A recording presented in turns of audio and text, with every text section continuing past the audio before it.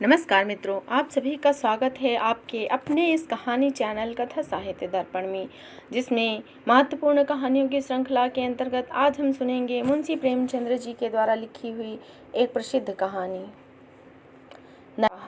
वैसे हम मुंशी प्रेमचंद्र जी की बहुत सारी महत्वपूर्ण कहानियों का संकलन अपने इस चैनल में कर चुके हैं और भी अन्य लेखकों की महत्वपूर्ण कहानियाँ और विभिन्न पाठ्यक्रमों में लगी हुई समस्त महत्वपूर्ण कहानियों का संकलन हमारे इस चैनल पे आपको मिलेगा।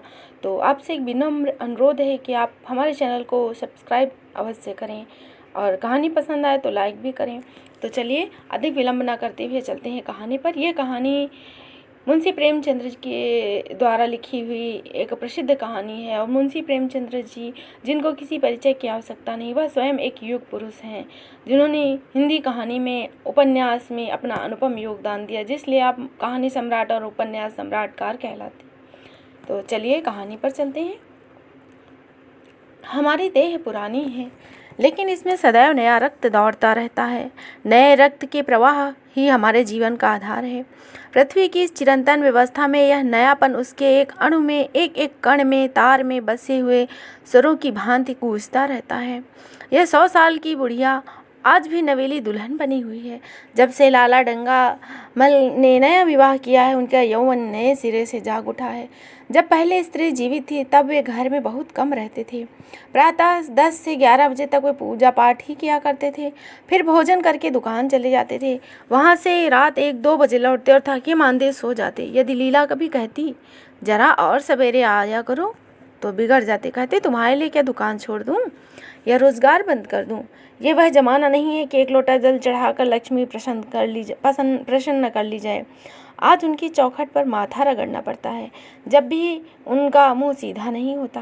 लीला बेचारी चुप हो जाती। अभी 6 महीने की बात है, लीला को ज्वर चढ़ा हुआ था। लाला जी दुकान जाने लगे तब उसने डरते डरते कहा, देखो मेरा जी अच्छा नहीं है, जरा सवेरे आना। डंगामल ने पगड़ी उतारकर खूंटी पर लटका दी और बोले, अगर मेरे बैठे रहने से तुम्हारा जी अच्छा हो जाए तो मैं दुकान न जाऊंगा। लीला हताश होकर बोली, मैं दुकान जाने को नहीं मना करती, लेकिन जरा सवेरे आने को कहती हूँ तो क्या दुकान पर बैठा मौज किया करता हूँ। लीला इसका जवाब क्या देती। पति का यह स्नेहहीन व्यवहार उसके लिए कोई नई बात नहीं थी। इधर कई साल से उसे इसका कठोर अनुभव हो रहा था। उसकी इस घर में कद्र नहीं है। वह अक्सर इस समस्या पर विचार भी किया करती, पर वह कोई अपराध अपना न ढूंढ पाती। वह पति की सेवा पहले से अधिक करती, उनके कार्यभार को हल्का करने की बराबर चेष्टा करती, बराबर प्रसन्नचित्त रहती, कभी उनकी इच्छा के विरुद्ध कोई काम नहीं करती। अगर उसकी जवानी ढल चुकी है तो इसमें उसका क्या अपराध।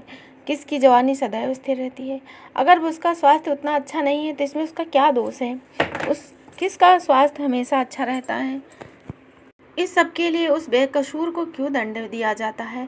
उचित यह था कि 25 साल का सहचर्य अब एक गहरी मानसिक आत्मीयता के रूप में साधारण रूप धारण कर ले, जो दोष को भी गुण बना लेता है, जो पके फल की तरह ज़्यादा रसीला, ज़्यादा मीठा, ज़्यादा सुंदर हो जाता है।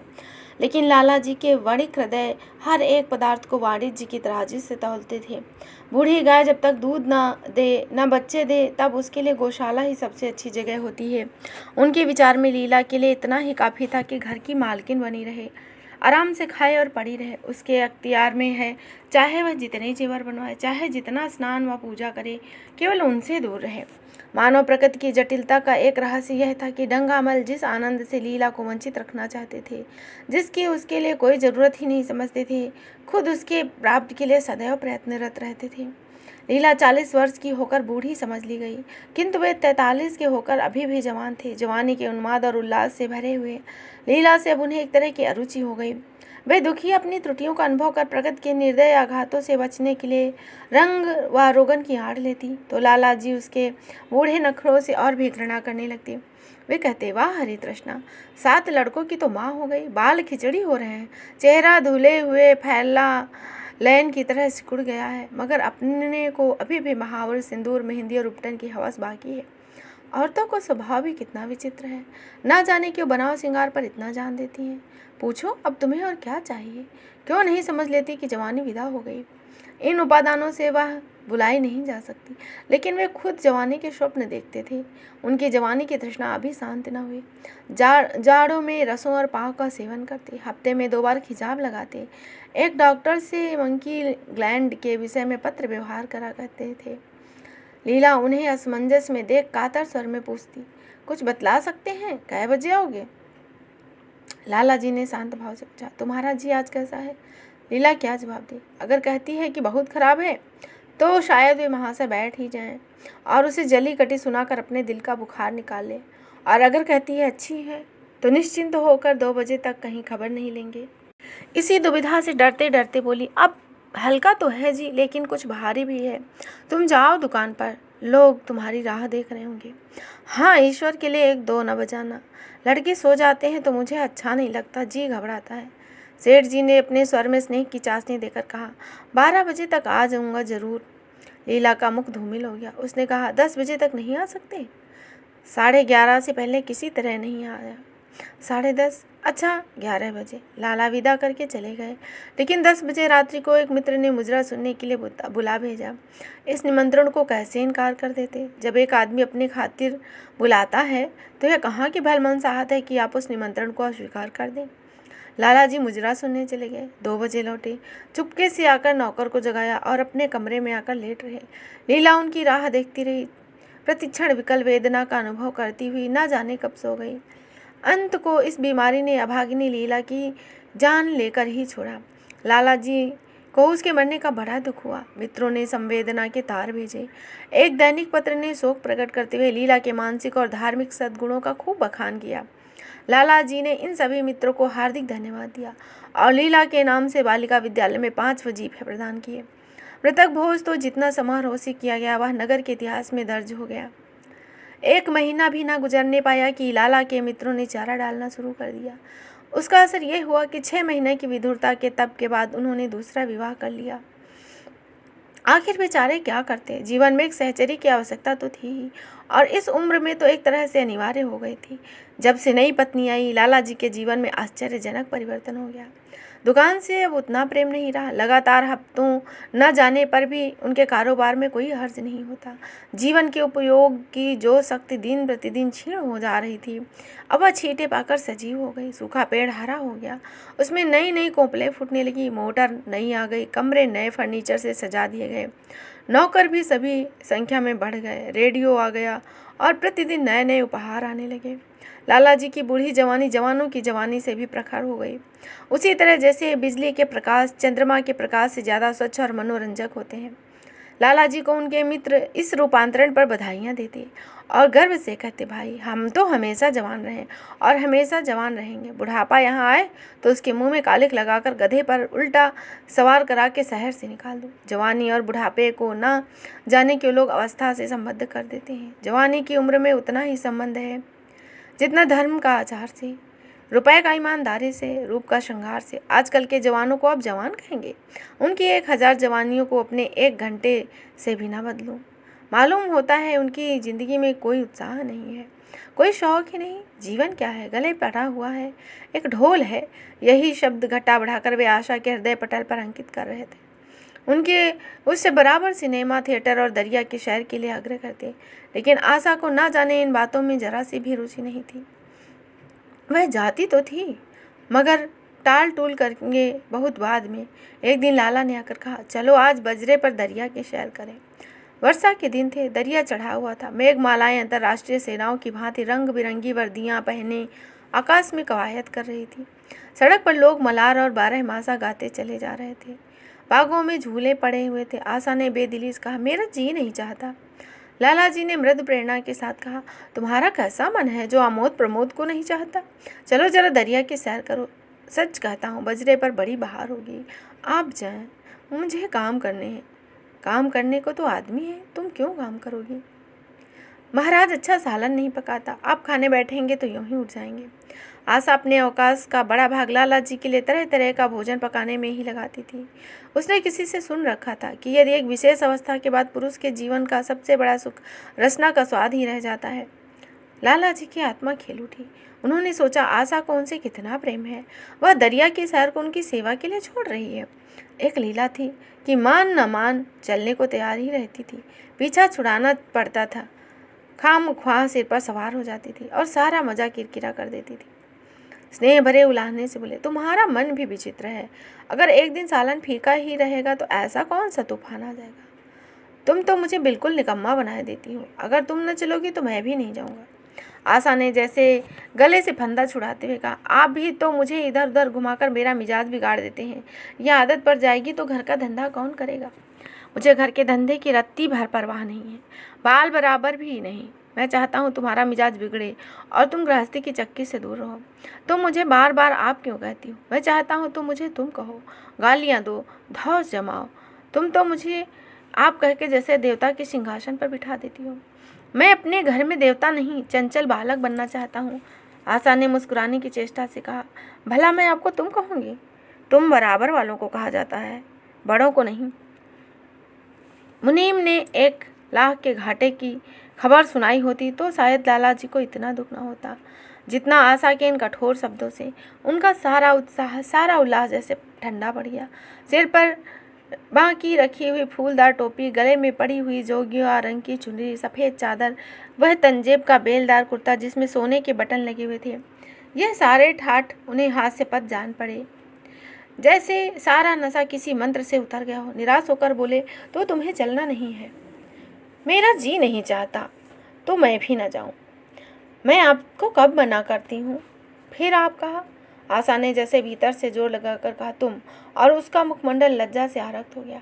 हाँ, इसी तरह तुम कहा करो। तो तुम नहीं चल रही हो। अगर मैं कहूँ मैं चलना तो तुम्हें चलना पड़ेगा। तब तो चलूँगी। आपकी आज्ञा माना मेरा धर्म है। लाला जी आज्ञा ना दे सके। आज्ञा और धर्म शब्द जैसे उनके कानों को चुभने लगे। खिसियाते हुए बाहर चल पड़े।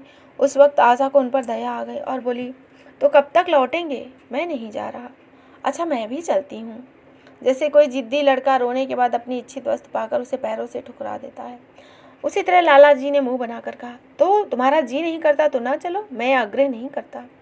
आप नहीं, तुम बुरा मान जाओगे। आशा गई, लेकिन उमंग से नहीं। जिस मामूली वेश में थी उसी तरह चल पड़ी। ना कोई सजीली साड़ी, ना कोई जड़ाऊ गहने, ना कोई श्रृंगार, जैसे कोई विधवा हो। ऐसी ही बातों पर लाला जी मन में झुलझुला उठते थे। ब्याह किया था जीवन का आनंद उठाने के लिए, झिलमिलाते हुए दीपक में तेल डालकर उसे और चटक करने के लिए। अगर दीपक का प्रकाश तेज न हुआ तो तेल डालने का क्या लाभ। ना जाने इस मन को क्यों इतना शुष्क और नीरस बना रखा है, जैसे कोई ऊसर का पेड़ हो। कितना ही पानी डालो उसमें हरी पत्तियों के दर्शन न होंगे। जड़ाऊ गहनों से भरी पेटरियाँ खुली हुई हैं, कहाँ कहाँ से मंगवाए हैं। दिल्ली, कलकत्ता, और कैसी कैसी बहुमूल्य साड़ियाँ रखी हैं, एक नहीं सैकड़ों, पर केवल संदूक में कीड़े का भोजन बनने के लिए। दरिद्र घर की लड़कियों में यही ऐब होता है। उनकी दृष्टि सदैव संकीर्ण रहती है। ना खा सके, ना पहन सके, ना दे सके।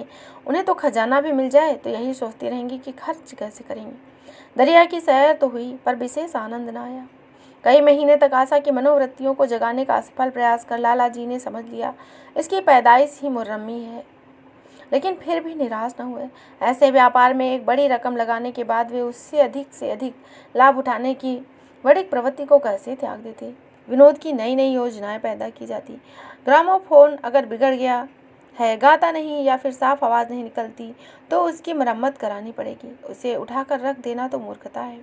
इधर बूढ़ा महाराज का एक बीमार होकर घर चला गया और उसकी जगह 17-18 साल का जवान लड़का आ गया। कुछ अजीब गंवार था, बिल्कुल झंगड़ उजट, कोई बात ही नहीं समझता। जितने फुलके बनाता उतनी तरह के। हाँ, एक बात समान होती, सब बीच में मोटे होते, किनारे पतले। कभी दाल इतनी पतली कि जैसे चाय, और कभी इतनी गाढ़ी कि जैसे दही। नमक कभी इतना कम कि बिल्कुल फीका, और कभी इतना तेज कि नींबू का शौकीन। आशा मुँह हाथ धोकर चौके में पहुंच जाती और इस डफोर संघ को भोजन पकाना सिखाती।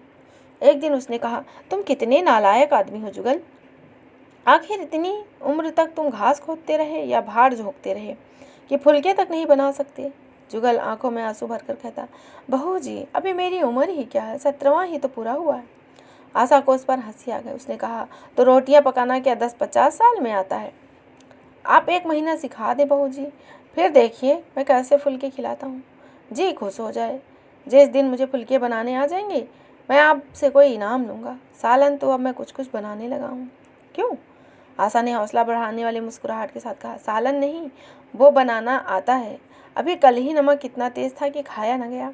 मसाले में कचाएँ धा रही थी। मैं सालन बना रहा था तो आप यहाँ कब थी? अच्छा, तो जब मैं यहाँ बैठी रहूँगी तब तुम्हारा सालन बढ़िया पकेगा। आप बैठी रहती हैं तो मेरी अकल ठिकाने रहती है। आशा को जुगल की इन भोली बातों पर खूब हंसी आ रही थी। हंसी को रोकना चाह रही थी पर वह इस तरह निकल रही थी जैसे भारी बोतल उड़ेल दी गई हो। मैं नहीं रहती तब तो आपके कमरे के द्वार पर जा बैठता हूँ और वहाँ बैठकर आपकी तस्वीर को देखा करता हूँ और रोता हूँ। आशा ने हंसी रोकर पूछा, क्यों रोते क्यों हो? यह न पूछिए बहू जी, आप इन बातों को नहीं समझेंगी। आशा ने उसके मुंह की ओर प्रश्न की आंखों से देखा।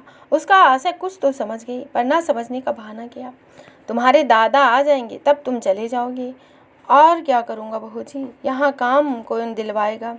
तो पड़ा रहूँगा, अगर काम मिल जाएगा तो। मुझे मोटर चलाना सिखवा दीजिए, आपको खूब सैर कराया करूँगा। नहीं नहीं बहू जी, आप हट जाइए, मैं पतीली उतार लूँगा। ऐसी अच्छी साड़ी है आपकी, कहीं कोई दाग पड़ जाए तो। आशा पतीली उतार रही थी। जुगल ने उसके हाथ से संडासी लेनी चाहिए। दूर रहो, फूहड़ तो तुम हो ही, कहीं पतीली पाँव पर गिरा ली तो महीने झीकोगे। जुगल के मुख पर उदासी छा गई। आशा ने मुस्कुरा कर पूछा, क्यों, मुंह क्यों लटका है तुम्हारा? जुगल रुआसा होकर बोला, आप मुझे डांट देती हैं बहू जी, मेरा दिल टूट जाता है। सरकार कितना ही गुड़के, मुझे बिल्कुल दुख नहीं होता। आपकी नज़र कड़ी देखकर मेरा खून सर्द हो जाता है। आशा ने दिलासा दिया, मैंने तुम्हें डांटा तो नहीं, केवल यही तो कहा कहीं पतीली तुम्हारे पाँव पर गिर गई तो। हाथ तो आपके भी हैं, कहीं आपके ही हाथ से छूट पड़े तो। लाला डंगामल ने रसोई घर के द्वार पर आकर कहा, आशा जरा यहाँ आना, देखो तुम्हारे लिए कितने सुंदर गमले लाया हूँ, तुम्हारे कमरे के सामने रखे जाएंगे। तुम यहाँ धुएं धक्कड़ में क्यों हलाकान होती हो? इस लड़के से कह दो जल्दी महाराज को बुलाए, नहीं तो मैं कोई दूसरा आदमी रख लूँगा। महाराजों की कमी नहीं है, आखिर कब तक कोई रियायत करे? गधे को जरा भी तमीज़ नहीं आई। सुनता है जुगल, लिख ले आज अपने बाप को। चूल्हे पर तवा रखा हुआ था। आशा रोटियां बेलने में लगी हुई थी।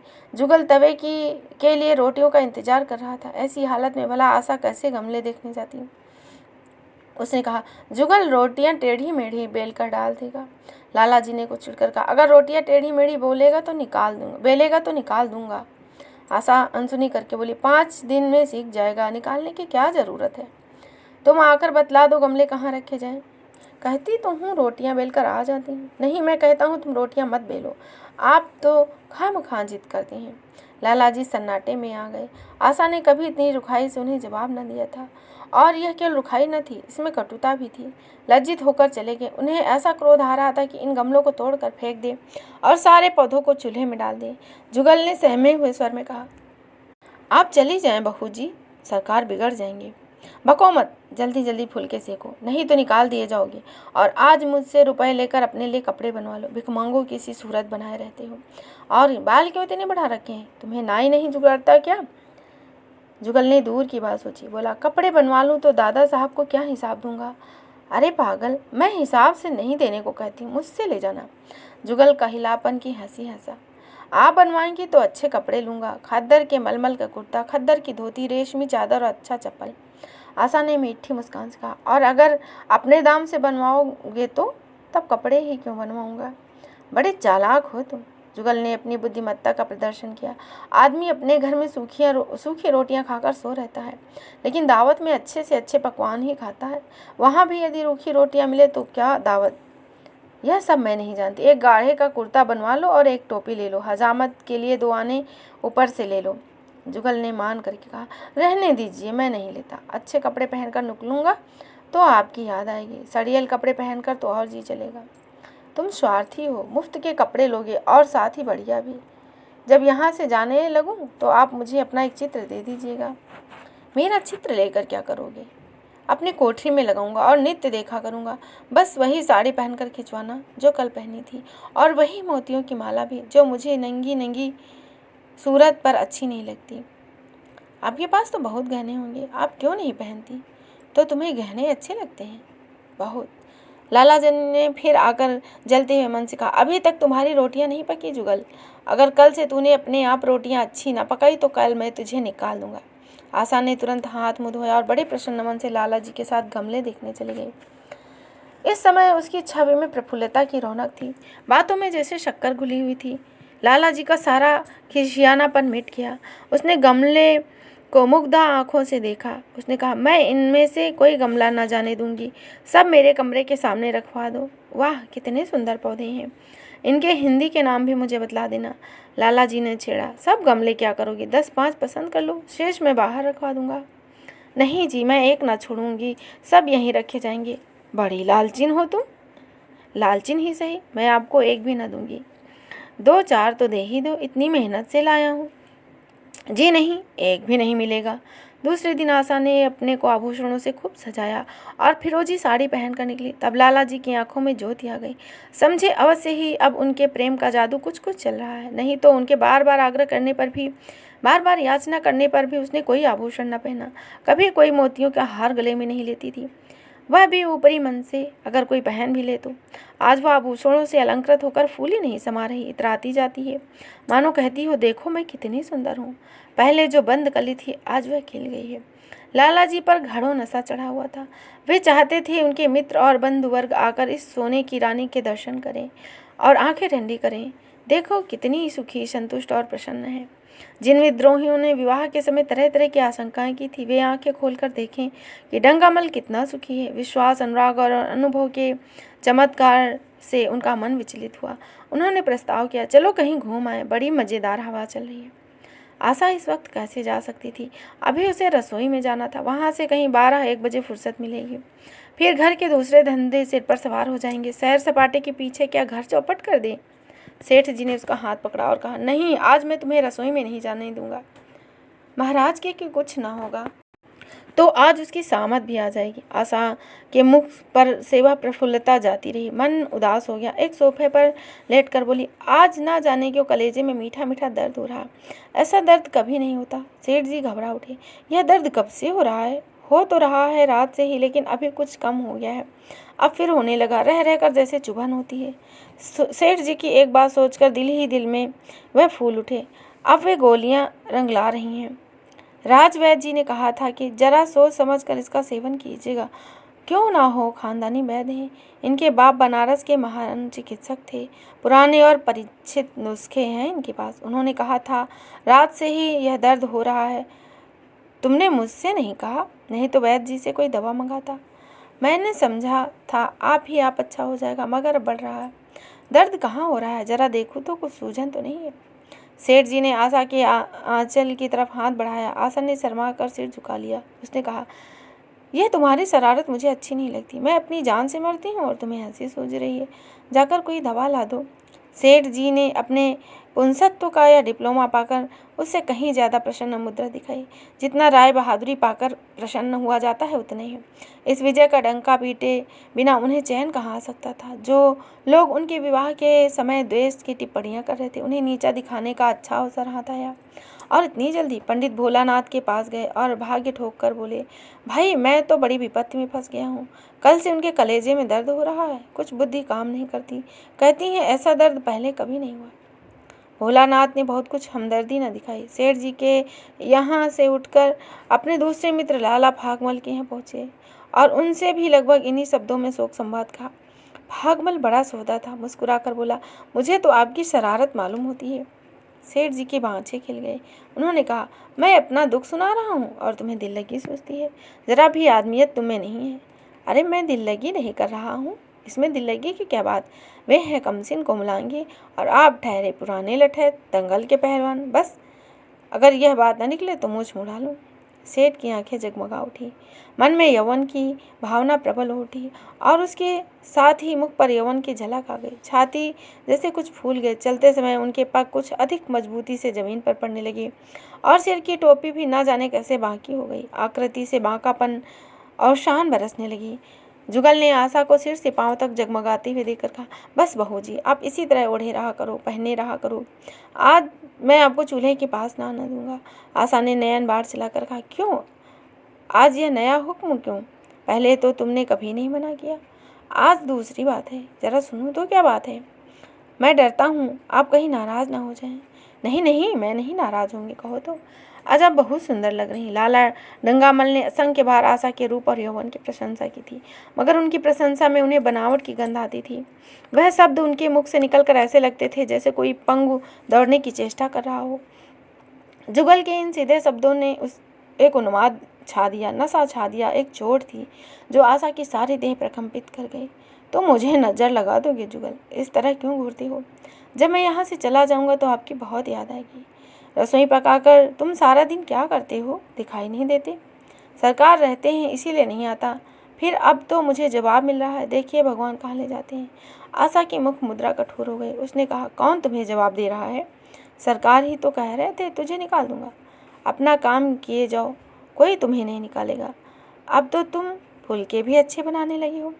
सरकार हैं बड़े गुस्सेवर, 2-4 दिन में उनका मिजाज ठीक किए देती हूँ। आप साथ चलते हैं तो आपके बाप लगते हैं, आपके साथ चलते हैं। तुम बड़े मुंहफट हो, खबरदार जबान संभाल कर बात किया करो। किंतु अप्रसन्नता का यह झीना आवरण उनके मनोरहस्य को ना छिपा सका। वह प्रकाश की भांति उनके अंदर से निकल पड़ा। जुगल ने फिर उसी निर्भीकता से कहा, मेरा कोई मुंह बंद कर ले, यहाँ यूँ सभी ही तो कहते हैं। मेरा ब्याह कोई 50 साल की बुढ़िया से कर दे तो क्या मैं घर छोड़कर न भाग जाऊँ? या तो जहर खाकर मर जाऊँ या फिर उसे ही जहर देकर मार डालूं, फांसी तो होगी। आशा उस कृत्रिम क्रोध को कायम न रख सकी। जुगल ने उसकी हृदय वीणा के तारों को मिज़राब पर ऐसी चोट मारी कि उससे बहुत जब्त करने पर भी मन की व्यथा बाहर निकल आई। उसने कहा, भाग्य की भी तो कोई वस्तु है, ऐसा भाग्य जाए भाड़ में। तुम्हारा ब्याह किसी बुढ़िया से ही करूँगी, देख लेना। तो मैं जहर खाकर मर जाऊँगा, देख लीजिएगा। क्यों? बुढ़िया तुम्हें जवान स्त्री से ज़्यादा प्यार करेगी, ज़्यादा सेवा करेगी, तुम्हें सीधे रास्ते पर रखेगी। ये सब काम माँ का है। बीवी जिस काम के लिए होती है उसी काम के लिए चाहिए। आखिर बीवी किस काम के लिए है? मोटर की आवाज़ आई। ना जाने कैसे आशा के सिर का आंचल खिसककर कंधे पर आ गया। उसने जल्दी से आंचल खींचकर सिर पर कर लिया और यह कहती हुए अपने कमरे में चली गई, लाला भोजन करके चले जाएं तब आना। तो इस तरह आपने सुना मुंशी प्रेमचंद्र जी की एक बहुत ही प्रसिद्ध कहानी, नया विवाह। आशा है आपको यह कहानी अवश्य ही पसंद आई होगी। तो फिर मिलेंगे इसी तरह नई कहानी नए तथ्यों के साथ। तब तक के लिए धन्यवाद। जय हिंद, जय हिंदी।